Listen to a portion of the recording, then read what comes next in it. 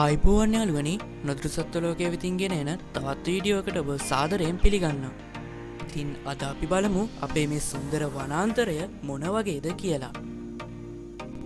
ඉතින් අද අපි මේ සුන්දර වනාන්තරය බලනවා වගේම වනාන්තරයේ ජීවත් වෙන සතුන් පිළිබඳවත් පොඩි හැඳින්වීමක් කරනවා.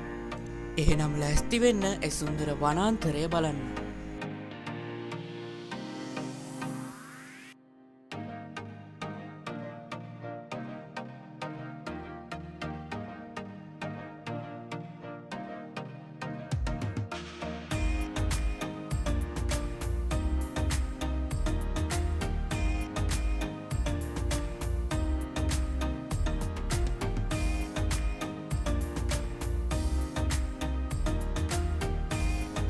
මේ ඔබට දැක ගැනීමට හැකිවන්නේ දිවියා නමින් හඳුන්වන සත්වයා.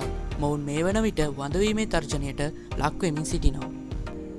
මෙම දිවියාගේ ගැහැණු සත්වයාට වඩා පිරිමි සත්වයා ප්‍රමාණයෙන් විශාල වනවා. අද වන විට මෙම දිවියා සම්ලබා ගැනීමට දඩයම් කිරීම, වනාන්තර විනාශ කිරීම, නාමාර්ග ඉදිකිරීම යන මිනිස් ක්‍රියාකාරකම් නිසා වඳවීමට හේතු වී තිබෙනවා.